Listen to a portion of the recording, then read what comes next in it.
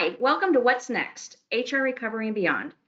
I'm Danielle White, Vice President of Global Customer Engagement with Collaborative Solutions, and joining me today is... Hi, I'm Angela Ward. I'm the Director of Strategy and Transformation at Collaborative Solutions. Today we're going to talk about HR Recovery and Beyond, and to start we're going to talk a little bit about Collaborative Solutions, what is HR Recovery and Beyond, the experience influence, and then a strategic workforce management framework, including acquire, right-size, expand, develop, and embrace, and how Collaborative can help you. A little bit about Collaborative Solutions. Collaborative Solutions is a finance, HR, and student cloud transformation consultancy with a strong legacy of Workday expertise with over 800 Workday customers. And we're very proud of our 98% customer satisfaction rate, and are really excited about our all-encompassing strategy, planning, post-go live, and change management services. We also are very proud to have expanded into our strategic partnerships, including Automation Anywhere, Phenom, Utmost, and AppLearn. And what we're really looking forward to is using all of our great experiences as employees, which you can see below from our Best Workplace Awards, to provide those services to more companies across the ecosystem. So what is HR Recovery and Beyond? So as everyone knows, we're now looking at 6 months since we first started noticing the COVID-19 virus breaking out globally. We quickly moved into crisis response mode to understand what that meant for our organizations, and continuity execution. And continuity execution looked different depending on what industry you were in and how you were impacted directly. It may have been that you were able to move all of your employees to a remote environment. You might have had to right size as part of this or downsize to continue to preserve the financial integrity of the organization. But regardless of where you were from a continuity execution perspective, the next step in our journey is HR recovery, which will lead to organizational recovery. In our view, HR recovery is focused on how we get people engaged in the right jobs at the right time that support an organization's success in the financial and emotional well-being of the employee. And why are we talking about this, and what's different this time with this crisis? I think what we've learned more so than any crisis that we've had in the past is that there is a huge social media influence. As companies were responding to the crisis, as they were moving people remote, as they were having to go through their downsizing, workers, regardless of what was happening in their organizations, were sharing that information broadly out on social media, LinkedIn, Facebook, Twitter. And what that did is provide an insight into all of your consumers, your partners, as to how you were treating your employees. And we saw a lot of posts out there where people were saying that that was going to influence their buying and partnering decisions in the future. So your brand is multidimensional. It's no longer a corporate brand and an employer brand. It's really, that line has been blurred, and we're taking into consideration the experiences across all the populations and how that impacts your overall brand. Now, why do we care about experiences? Because everything we do has to be evaluated against worker experience. On the left, you'll see Maslow's hierarchy of needs, which I'm sure everybody's seen before. But the interesting thing is when I was talking about Maslow's hierarchy of needs just 2 months ago, 3 months ago, we were really talking about self-fulfillment and esteem.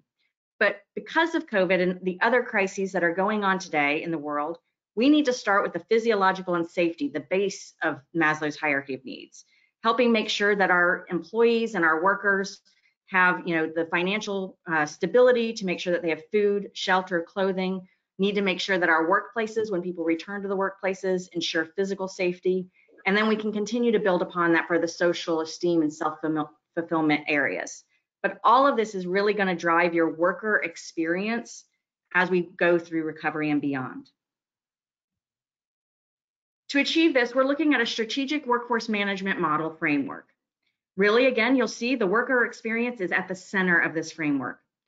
And where you join this framework will completely depend on where you are in your recovery. You may start at acquire, where we're thinking about recruiting and hiring and onboarding and how it could be different going forward, whether the positions are new, they're replacements, whether you're looking at remote workers, etc. You might still need to go through a right size, whether that's reducing and retaining your workforce or augmenting your workforce to get work done, all while maintaining your employer brand. Extending your concept of the workforce includes how work gets done and by whom it gets done. So your gig and digital workers and experiences are critical here. And then developing your workforce through job redesign and reskilling opportunities will help make sure that you're creating resiliency for the future. And all of this is made possible by making sure that our workers are embracing the changes that we're giving them. So making a robust change management and adoption platform to really make sure everybody understands and embraces what they need to do in the future. So we're going to start with acquire, thinking about hiring and replacement. One of the things that we've seen is companies hiring for positions that existed before, like IT, but really need more of them to support your organization. And/or these are positions that are now available remotely. And so being able to open up your candidate pool so that proximity is not a consideration in this. So making sure that you're taking a look at your workday system and identifying positions that might be able to be worked remotely, or using a platform like Phenom to extend your candidate relationship management throughout the process. We also know that you might be hiring for positions that didn't exist before, like employee health and safety with a focus on testing employees for virus, which might require you to be creating new positions and job profiles in your systems to make sure that you can recruit for those. And finally, are you hiring for positions that you had to eliminate previously, like retail or hospitality, either through terminations or furloughs? And how do you attract those candidates back into your organization? How do you make sure they want to join you? Are you utilizing alumni networks? Have you been keeping in communications with them throughout your continuity?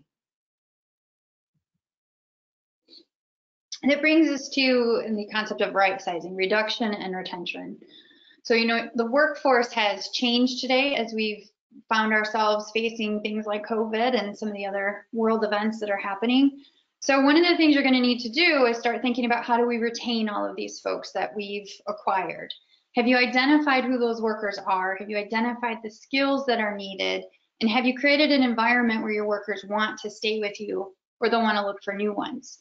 There's a lot of examples out there today where, some organizations, folks feel like they know their job's important, they have to do it, but they're going to a death march to continue working in their job. So what are things that we can do as employers to help them understand that we know Maslow's hierarchy is more important now, safety is a huge factor, and what are we putting in place to help them feel good about continuing to come to work in this environment? Then when you start to think about the augmented workforce, organizations are going to need to reduce at some point as you start to think about the new normal and how your business has changed. There might be new skills and new positions that you've filled with gig workers or temporary workers.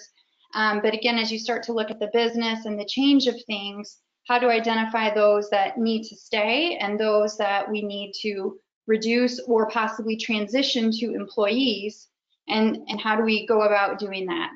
Tools like Workday Prism can help analyze data from your sales and operations side with your HR data, which will enable data-driven decisions around when to right size and where to right size in your organization.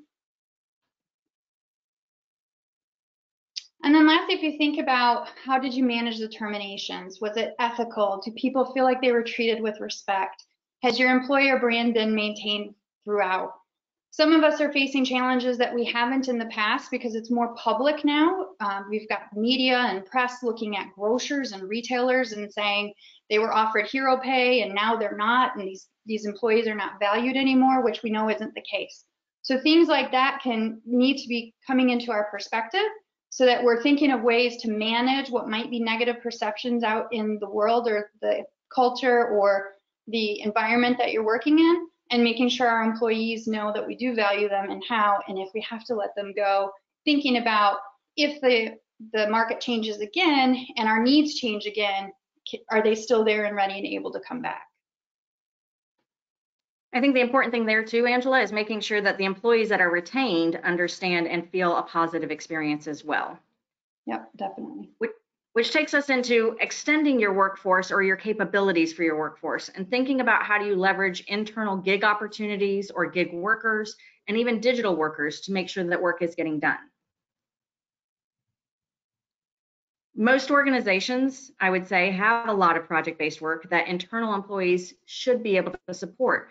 And there's opportunities now with technology to create, internal opportunity marketplaces. This really helps drive some of that development, but also making sure that people understand how they're contributing to the overall success of an organization by giving them opportunities to identify other areas in the company that they can help contribute to. But maybe from a fiscally responsible perspective, not all of those projects need to be done by employees. So maybe that work could be met by a gig worker.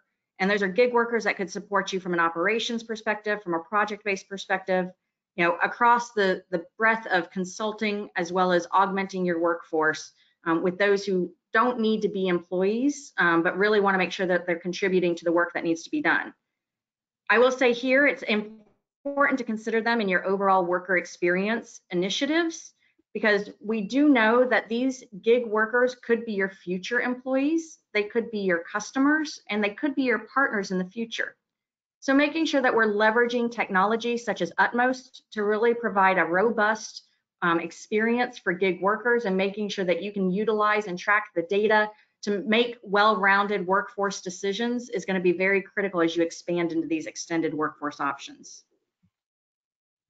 And finally, have you identified areas where you could employ digital workers or robotic process automation to complete repetitive and manual activities, really freeing up activities for value add services by your employees? We're seeing a lot of interest, out there of things like Automation Anywhere, one of our partners, to help reduce those manual tasks, to really take the repetitive action and bring that under control, freeing up the time and mental capacity for people to focus on those value-added activities that help drive the organization's success.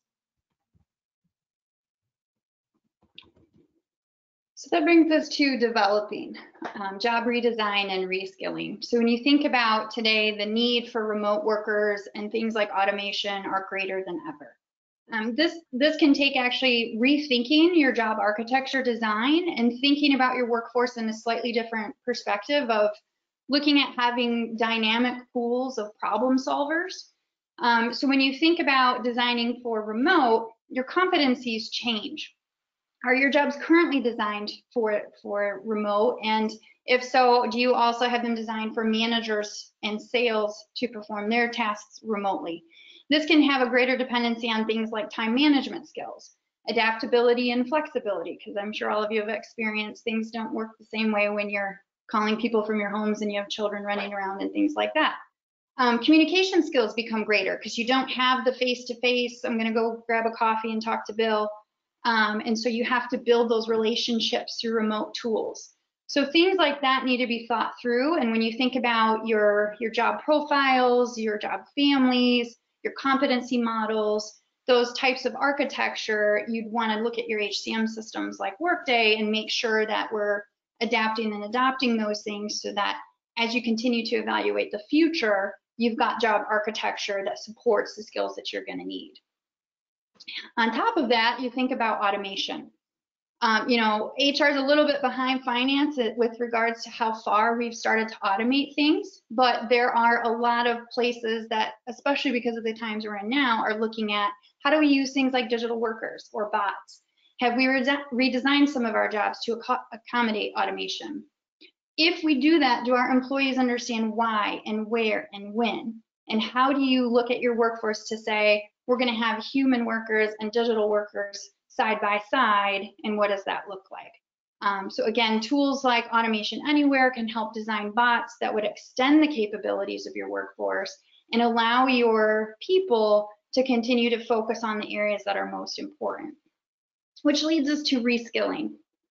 There can oftentimes be a sense of loss for people who no longer have the repetitive work that's going to become automated or move into a digital worker. So you have to be sensitive to how we restructure these roles, but also how do we reskill people and build up their confidence and help them understand this is good for them, it's good for us, and they're going to bring value in a different way to your organization. We'll need to think about things like the modern learner, and then it needs to be a dynamic learning experience and not our traditional model.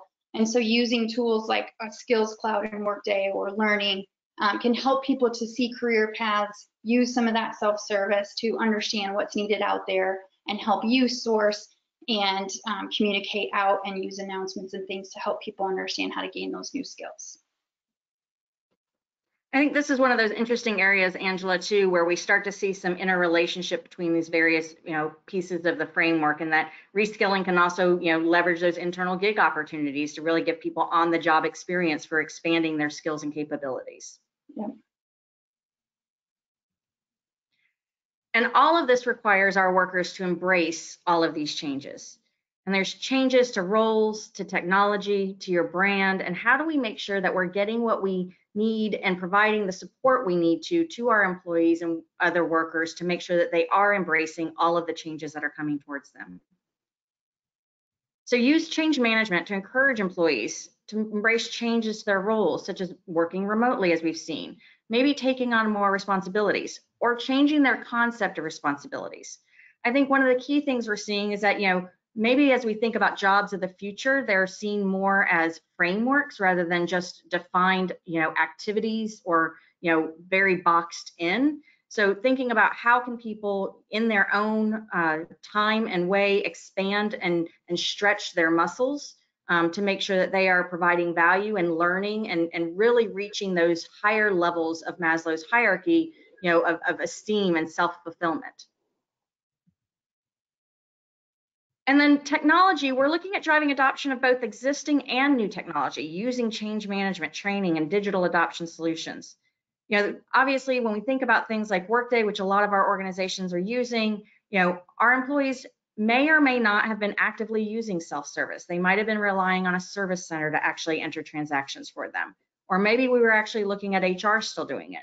As we think about opening this up to remote, we want to make sure that everybody has the opportunity, knowledge, and know-how to actually use the system to its fullest capabilities.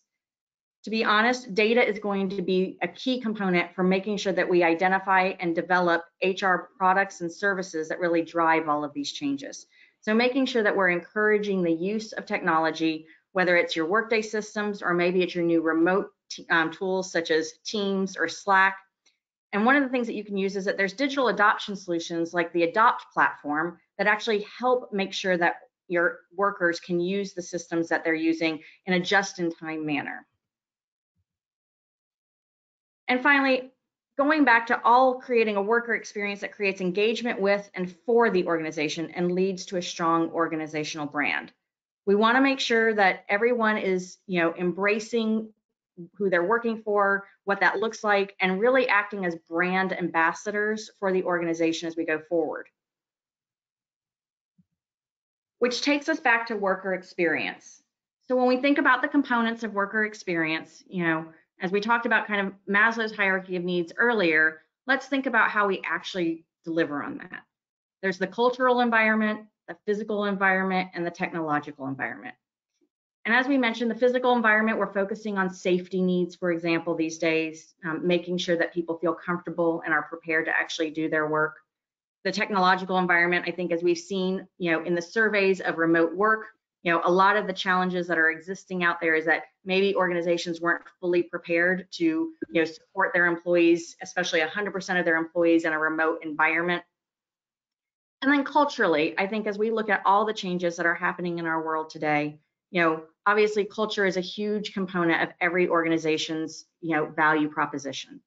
But making sure that you understand the data that you have so that you can drive cultural engagement activities to really begin to develop the culture that you want to have, that you can, put it out there and engage and empower and enable all of your workers so that they feel like they are contributing to the greater success of the organization is going to be a key component of worker experience. So how can we help? Collaborative Solutions is an HR, finance, and student transformation consultancy, has services across the breadth of your needs. We have digital adoption by partnering with Adopt that we can really help drive, adoption of all of your tools and technologies. We provide strategic advisory services across the breadth of strategy, organizational change, and training. As we think about forecasting, planning, and analysis, we have a very strong financial practice within Workday, as well as our HCM practice focused on, everything from HCM and compensation and talent.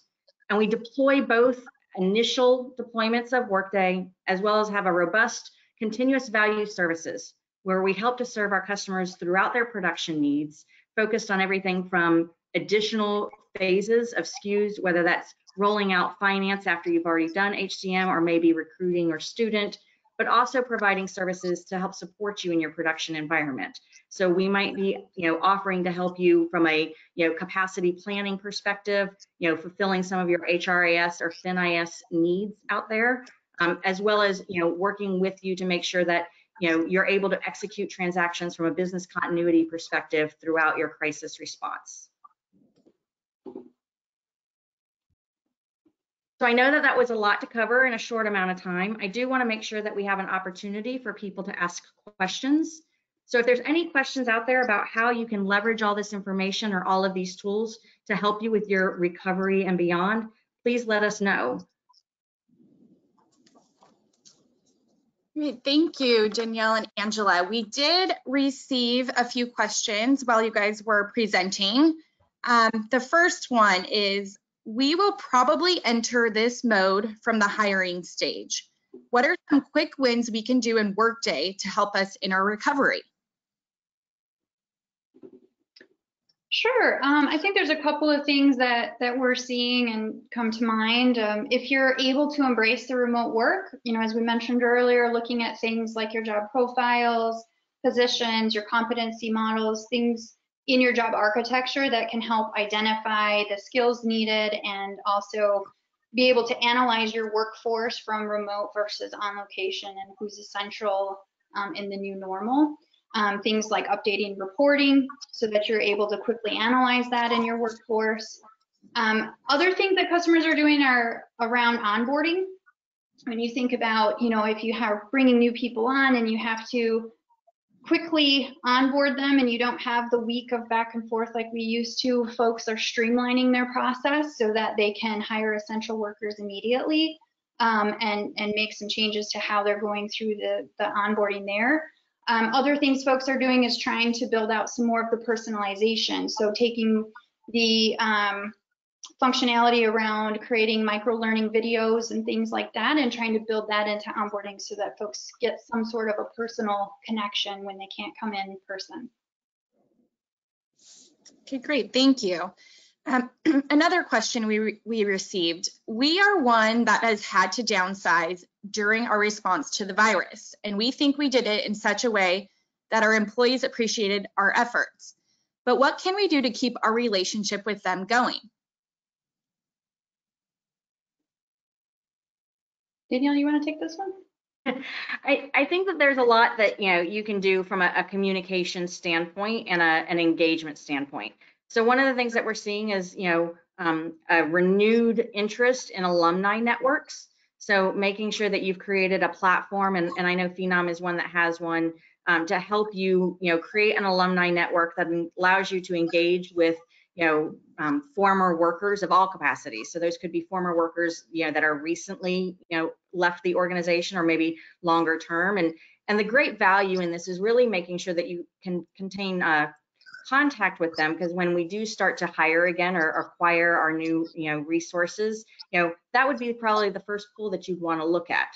These are the people who really know your organization best. They understand your culture, your policies, your processes, and you want to leverage that strong relationship that you had with them previously.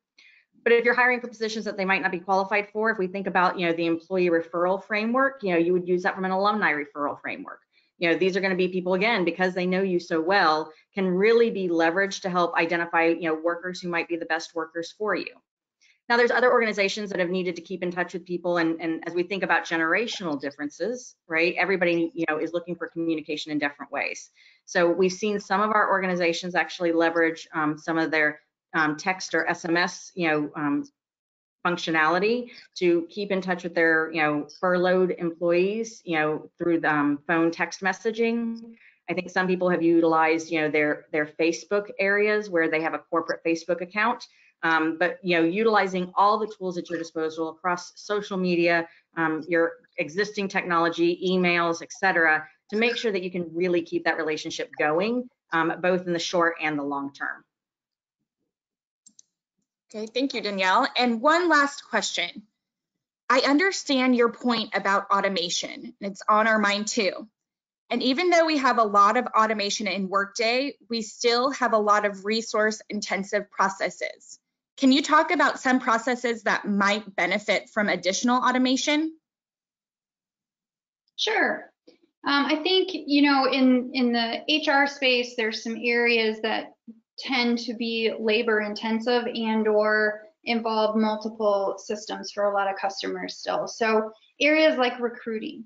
One of the things that we've seen is folks use tools like Automation Anywhere to build out bots that can source candidates against criteria and then upload them directly into Workday or your talent acquisition system. So rather than having recruiters going out and mining things like LinkedIn and other places, you've got a bot doing that and pulling that in. Other things like, you know, after a verbal offer, you can design a digital assistant to gather the data, analyze and complete the background check, generate the offer letter, and then notify the recruiter they've passed the background check, the offer letter's here, it's ready for you to proceed. So I think it's things like that where you're finding there's a lot of administrative steps, even though it's still been a streamlined process in a system like Workday. Other things you can do are things around auditing. You can, anywhere that you can put clear criteria and it's a repeatable process, you'd want to introduce the concept of a bot and or a digital worker. Okay, great. That was it for the questions.